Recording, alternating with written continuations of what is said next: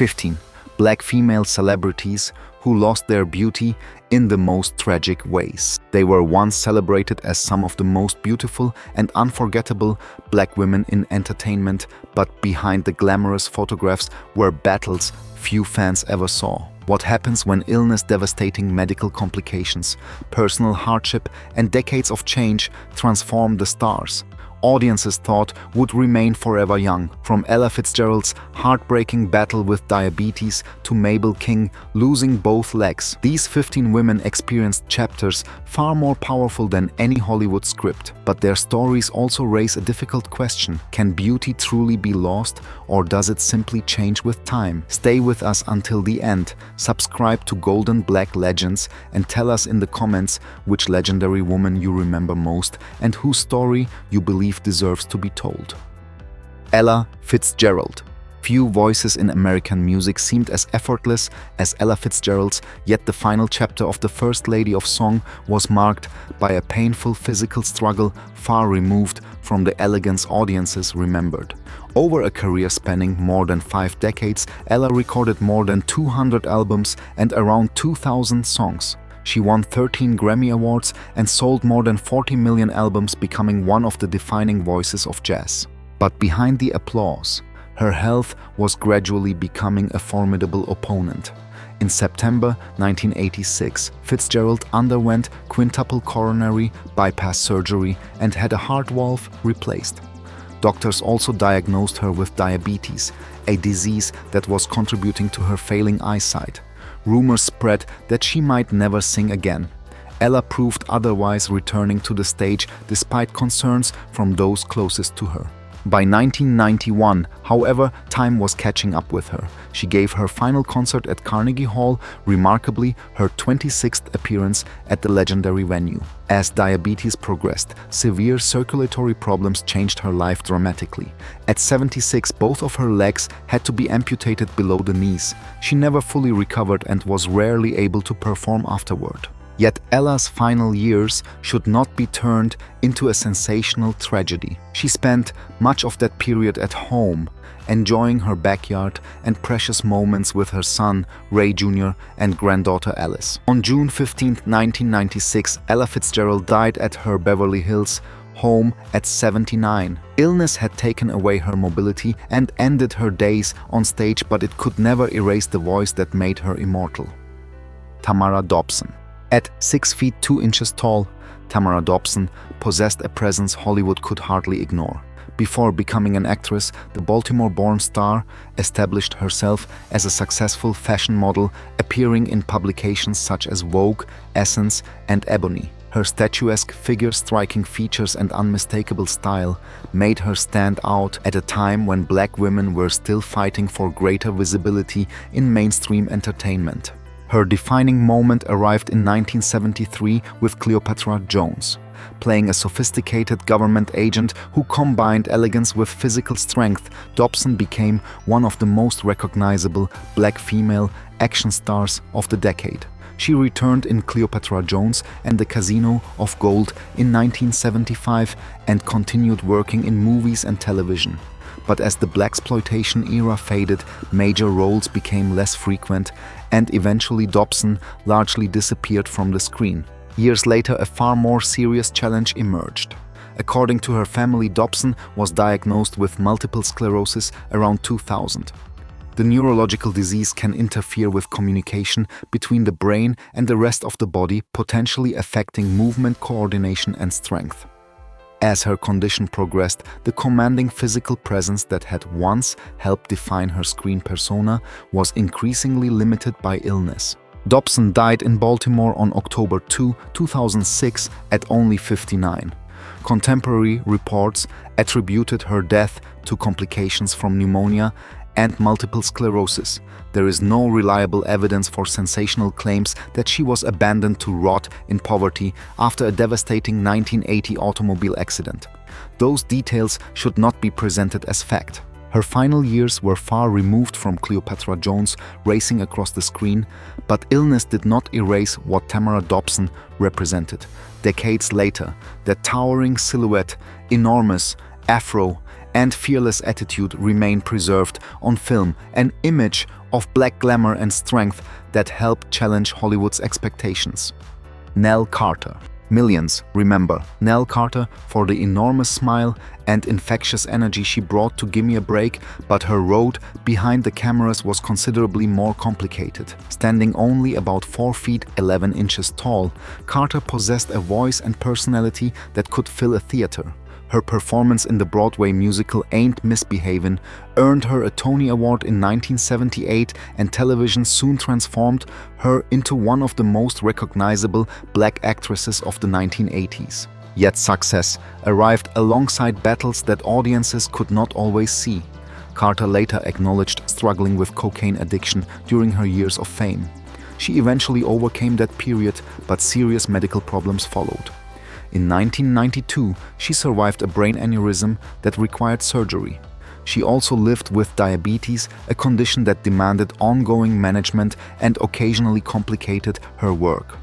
During the 1997 Broadway revival of Annie, she collapsed during a performance after experiencing problems related to insulin. Her physical appearance changed considerably over the years, particularly as her weight fluctuated. But the lurid descriptions found in some sensational narratives, claims of a necrotic disfigured face hidden beneath television makeup, are not supported by reliable evidence. What is documented is already dramatic enough. According to her manager, Carter had lost approximately 170 pounds during the year before her death, an enormous transformation for someone of her height. Remarkably, she continued planning her next professional chapter. On January 23, 2003, Carter had been rehearsing for the role of Mama in a production of Raisin. Later that day, her 13-year-old son, Joshua, found her unresponsive at their Beverly Hills home. She was only 54. The coroner attributed her death to probable arteriosclerotic heart disease with diabetes contributing. Toxicology tests found no illegal drugs. Nell Carter's body endured extraordinary pressures, but she remained a working performer almost until the end. Behind the famous laughter was a woman who repeatedly survived adversity and kept returning to the stage. Mabel King. Mabel King could dominate a scene with little more than a look. Television audiences loved her as Mabel Thomas on What's Happening, while theatergoers knew the tremendous voice behind Eveline, the Wicked Witch of the West, in Broadway's The Wiz. She later reprised that memorable role in the 1978 movie alongside Diana Ross and Michael Jackson. King's commanding stature and expressive face became essential parts of the warm but formidable personality audiences associated with her. Then her health began to change everything. King suffered a stroke in 1990, and complications associated with diabetes became increasingly severe. In 1991, doctors amputated her left leg.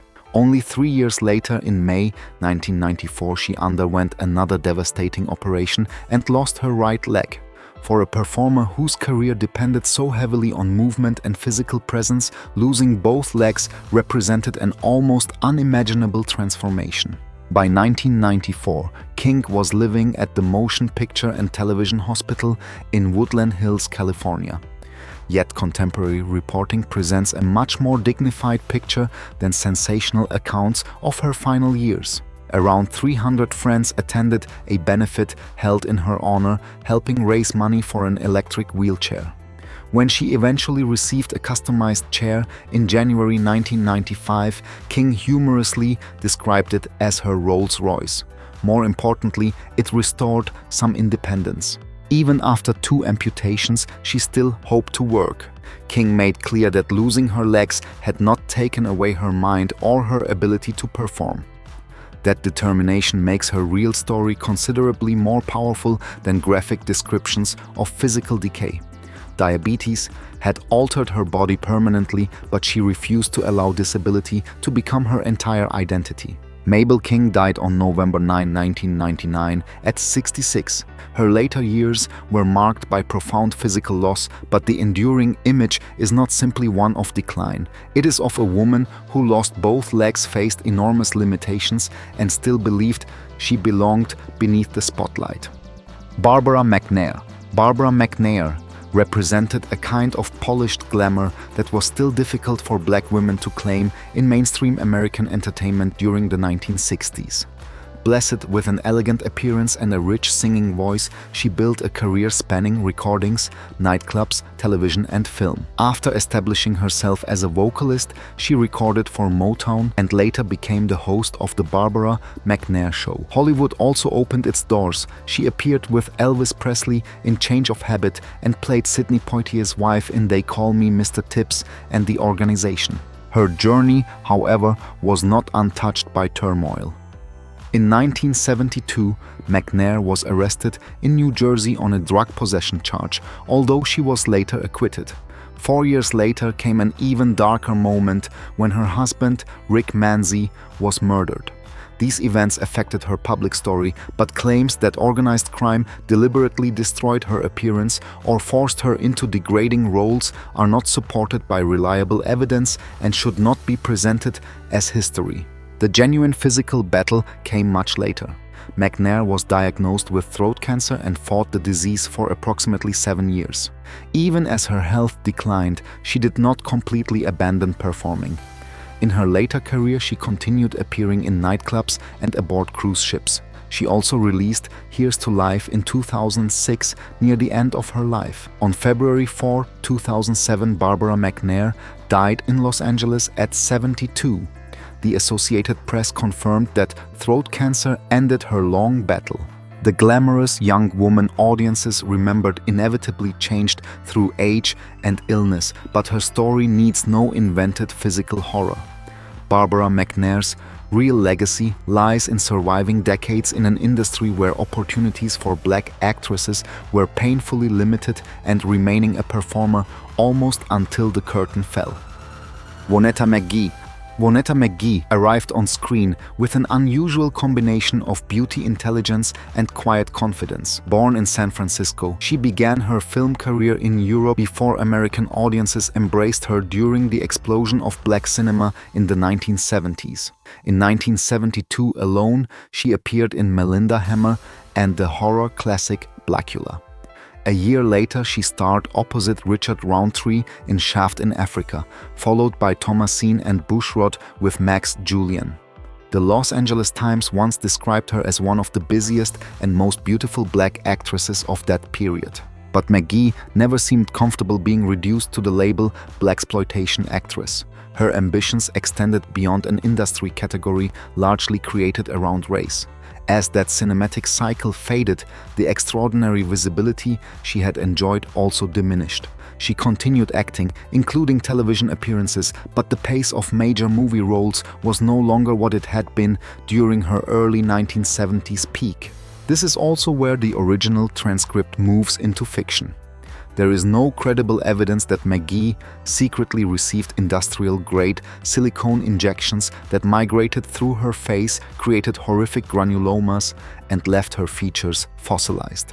Nor do reliable obituaries describe the grotesque facial destruction attributed to her. What they reveal instead is an important medical fact. McGee had been diagnosed with Hodgkin lymphoma when she was only 17, although her family said that illness was not responsible for her death. In July 2010, McGee suffered cardiac arrest. She spent 2 days on life support at a Berkeley hospital before dying at 65. Her youthful appearance naturally changed across 4 decades, but there was no documented fossilized face. The more compelling tragedy was professional. A woman who had once seemed positioned for lasting stardom watched Hollywood's appetite for the genre that elevated her disappear. Della Reese. For younger viewers, Della Reese will forever be Tess, the warm, commanding angel who guided others through their darkest moments, untouched by an angel. But decades before television made her familiar to millions, Reese had already lived an extraordinary life in music. Raised in Detroit, she sang gospel and toured with the legendary Mahalia Jackson while still young.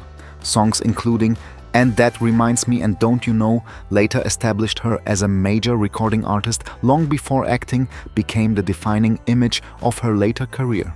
Then in 1979, her own body delivered a terrifying warning. While taping The Tonight Show, Reese collapsed after suffering a brain aneurysm. She underwent surgery and remarkably returned to work.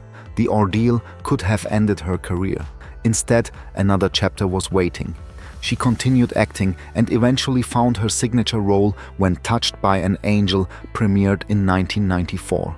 The series survived uncertain early ratings and ultimately became one of television's major dramas. Age brought further physical challenges. Reese was later diagnosed with type 2 diabetes, a condition she discussed publicly rather than hiding.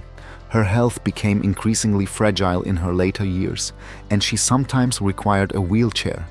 Yet, it would be misleading to portray those changes as the destruction of the woman audiences remembered. Reese continued appearing on television and in movies well into later life, including Beauty Shop in 2005. On November 19, 2017, Della Reese died peacefully at her home in the Los Angeles area. She was 86. Her family did not publicly specify a cause of death. Her body had survived an aneurysm, surgery, diabetes, and the demands of aging. Yet, the extraordinary twist in Reese's story is that some of her greatest fame arrived not when she was young, but after 60, proving that Hollywood beauty did not have to belong exclusively to youth. Rosalind Cash. Rosalind Cash possessed the kind of screen presence that never needed exaggeration. Emerging from the New York stage and becoming an original member of the Negro Ensemble Company, she built her reputation through intelligence, discipline, and a refusal to be confined by degrading stereotypes. Her striking appearance certainly attracted attention, but Cash wanted audiences to recognize the actress behind the face, and she spent more than 3 decades proving exactly that. Movie audiences remember her particularly well. Opposite Charlton Heston in the 1971 science fiction film The Omega Man, her credits stretched much further, including Clute, The New Centurions, Uptown Saturday Night, and numerous television productions. She could move between contemporary drama and Shakespeare, even playing Goneril opposite James Earl Jones in King Lear.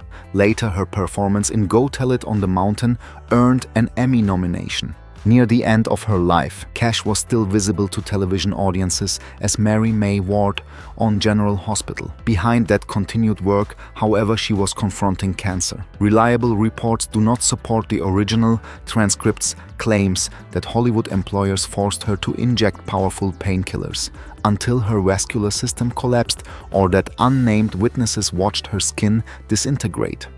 Those graphic allegations turn a documented illness into an unsupported horror story. The verified truth is quieter and more poignant. Rosalind Cash died of cancer at Cedars-Sinai Medical Center in Los Angeles on October 31, 1995. She was only 56 and had remained professionally active until the year of her death. Cancer may have altered her physical condition during that final period, as serious illness often does, but it did not become her identity. Rosalind Cash left behind something far more enduring than youthful beauty, a body of work created by a black actress who repeatedly insisted that Hollywood see her as more than a stereotype. Theresa Harris. Theresa Harris was beautiful enough to stand beside some of Hollywood's most glamorous leading ladies, yet the industry repeatedly asked audiences to see her as their servant. Beginning her screen career in 1929, Harris was an actress, singer, and dancer whose talent carried her through nearly 3 decades of American cinema. She appeared alongside major stars and became particularly familiar in maid, waitress, and domestic roles, parts shaped less by her abilities than by the racial boundaries Hollywood imposed on black performers. That contradiction defined much of her career. Harris could be elegant, sophisticated, and magnetic, yet opportunities matching those qualities were scarce. In Babyface, she appeared with Barbara Stanwyck. In Jezebel, she played opposite Bette Davis, and later she appeared in films including Cat People, I Walked with a Zombie, and Out of the Past. Harris herself publicly expressed frustration about Hollywood's limitations, saying that her color prevented her from rising beyond the servant roles routinely offered to her. What should not become part of her story is the transcript's claim that makeup artists repeatedly covered Harris with walnut shells and industrial solvents, leaving her with chronic chemical poisoning, open facial wounds, and accelerated physical decay. I found no reliable historical evidence supporting those extraordinary allegations. The same applies to claims that her body remained undiscovered for days because she had been abandoned. Harris eventually stepped away from acting, with her screen career ending in the late 1950s. She had worked from 1929 to 1958, surviving an era when even enormously capable black actresses were routinely left uncredited. She died in Inglewood, California on October 8, 1985 at 78. Theresa Harris therefore fits this story differently. There is no verified tale of beauty physically destroyed by poison. Instead, the tragedy was what Hollywood did with that beauty and talent. It repeatedly placed an extraordinary black woman in the background when she had everything required to stand at the center. Jeanette Dubois.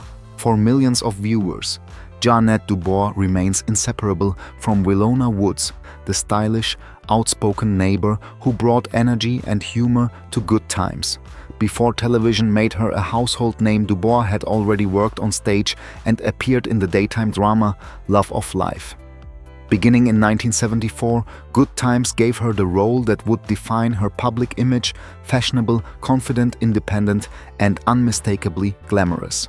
Her talents reached beyond acting. She also co-wrote and sang "Movin' On Up," the famous theme song for the Jeffersons. Her career did not end when Willona left television. Dubois continued acting for decades, appearing in productions including I'm Gonna Get You Sucker, A Different World, The Wayans Bros and Charlie's Angels, Full Throttle. She also won 2 Primetime Emmy Awards for voice-over performances on the animated series The PJs. The glamorous young woman of the 1970s naturally aged, but she remained recognizable and professionally active long after Good Times ended.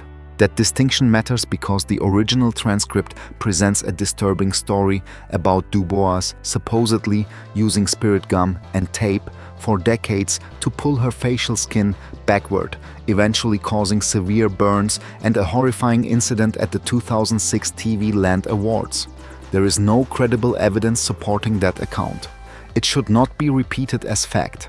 Aging changed her appearance as it does everyone's. There is no need to manufacture physical destruction where none has been documented. Dubois died at her home in Glendale, California on February 17, 2020. She was 87. Her death certificate listed cardiac arrest with peripheral vascular disease and chronic kidney disease among contributing conditions.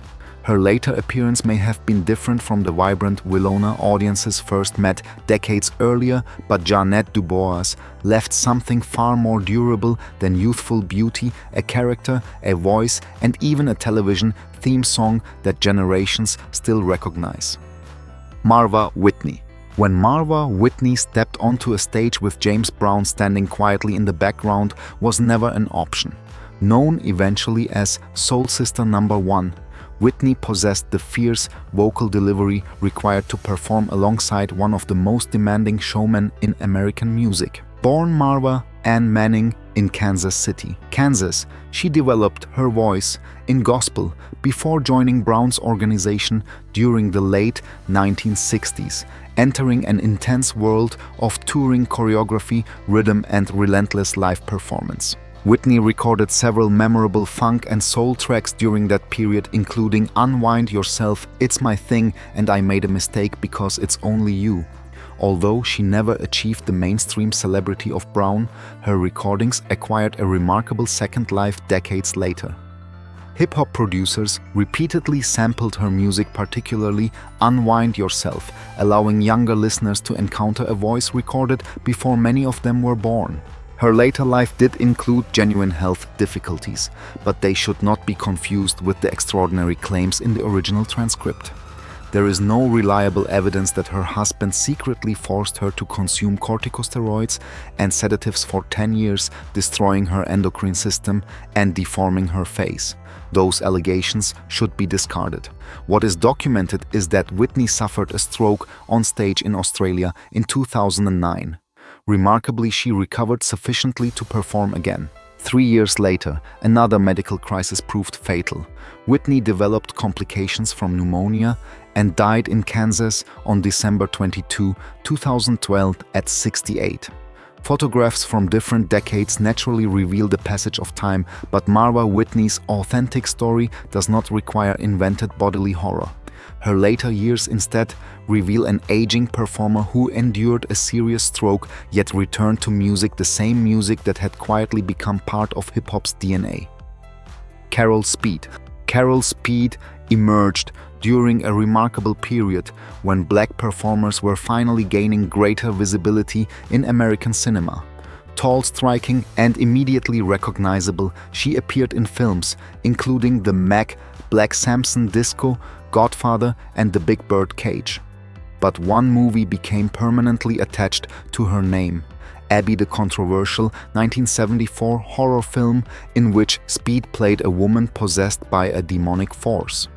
The picture became a surprise commercial success before legal action from Warner Bros., which argued that it copied The Exorcist, effectively removed it from circulation.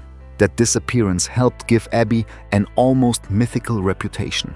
Speed continued working, but she never became the enduring mainstream star her early visibility might have suggested. Over time, she moved away from Hollywood and explored other creative outlets.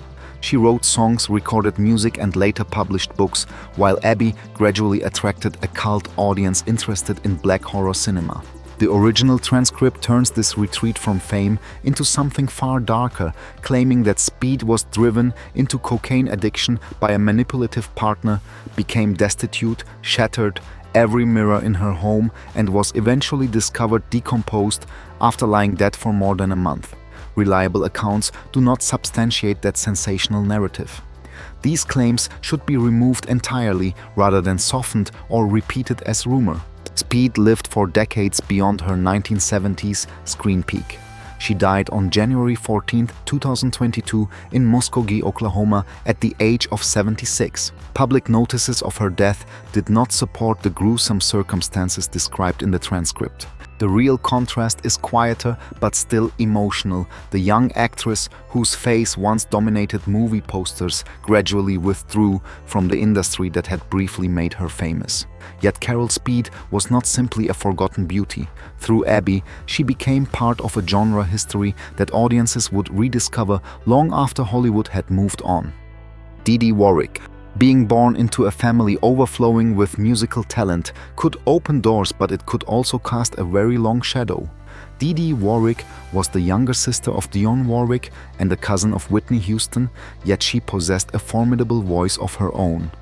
Born Delia Juanita Warwick, she began singing gospel and working as a background vocalist before establishing a solo career during the 1960s. Her recordings included I Want to Be With You, I'm Gonna Make You Love Me, and She Didn't Know She Kept On Talking. Dee Dee earned 2 Grammy nominations and recorded for labels including Mercury and Atco, working with respected producers and musicians. Yet lasting crossover stardom remained elusive. While Dionne became internationally famous, Dee Dee's career was more uneven, creating a poignant contrast between two sisters who had emerged from the same musical environment. Her later years were difficult, but this is precisely where accuracy becomes essential. The original transcript claims Warwick became addicted to crystal meth, was deliberately abandoned by the Warwick Houston family, became homeless, lost her jaw and teeth to drugs, and died in horrifying neglect. I cannot find credible evidence establishing those allegations. They should not appear in a factual YouTube script. What is documented is that Warwick experienced health problems and had struggled with narcotics earlier in her life. Dee Dee Warwick died on October 18, 2008 at a nursing home in Essex County, New Jersey. She was 66. Importantly, contemporary reporting stated that Dionne Warwick was with her when she died, directly undermining the transcript's image of complete family abandonment. Her story therefore deserves something more respectful than invented decay. Dee Dee never reached her sister's level of fame, but the voice she left behind explains why musicians and soul enthusiasts continued to value her long after the charts stopped paying attention. Joyce Bryant. In the glamorous nightclub world of the early 1950s, Joyce Bryant was almost impossible to overlook. With shimmering silver hair, dramatic gowns, and a powerful voice, she cultivated an image so distinctive that she became known as the bronze blonde bombshell.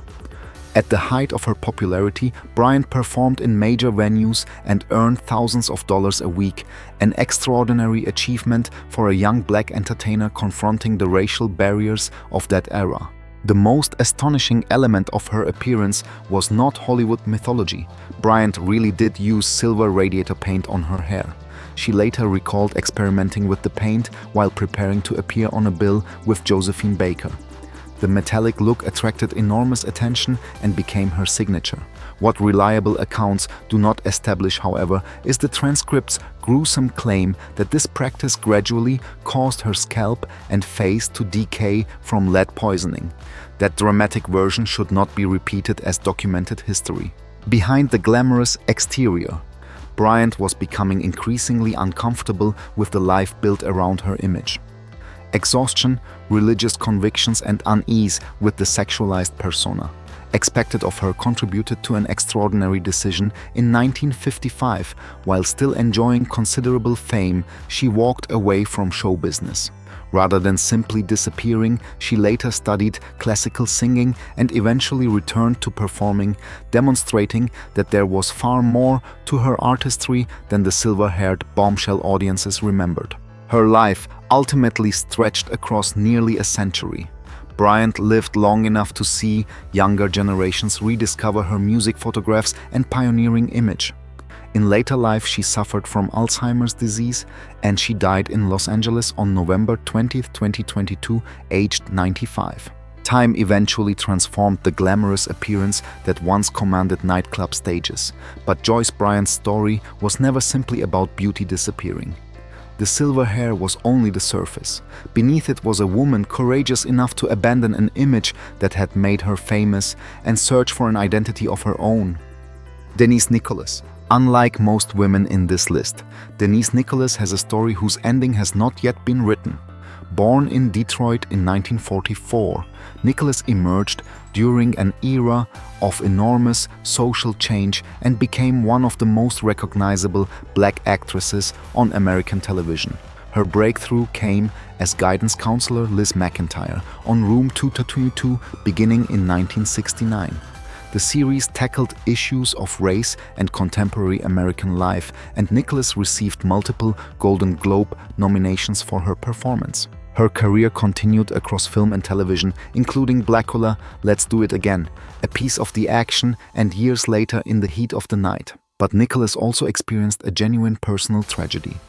In 1980, her younger sister Michelle Bergen was murdered in New York. Nicholas became involved in efforts surrounding the investigation, and the loss remained a painful chapter in her life. Eventually, she expanded beyond acting and became an author, publishing the novel Freshwater Road in 2005. What must be separated from that tragedy is the fictional medical narrative attached to it. In the transcript, there is no credible evidence that Nicholas was the intended target of a Las Vegas criminal syndicate, that her sister was killed as a warning, or that psychological shock permanently paralyzed Denise's facial nerves and caused traumatic facial atrophy. Those are extraordinary accusations presented without reliable documentation and should not be used. As of August 2026, Denise Nicholas is 82 years old. The difference between her appearance in Room 222 more than half a century ago and her later photographs reflects an enormous passage of time, not documented facial destruction caused by organized crime. And perhaps that provides the most important perspective for this entire story. Growing older should never automatically be described as losing beauty. Denise Nicholas survived an industry that changed dramatically around her, endured an unimaginable family loss, reinvented herself as a novelist, and lived long enough to become part of the history she once helped create.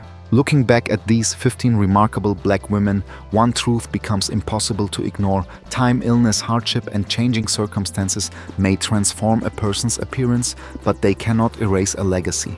Behind every photograph was a woman who fought battles audiences often knew nothing about, from Ella Fitzgerald and Mabel King facing devastating complications of diabetes to stars whose greatest struggle was simply surviving an unforgiving entertainment industry. But here is the question we want to leave with you. Does growing older or becoming ill really mean someone has lost their beauty? Or have we been defining beauty the wrong way all along? Which woman's journey moved you the most, and who deserves to be included in a future episode? Share your opinion in the comments, subscribe to Golden Black Legends, and help us keep these unforgettable stories alive.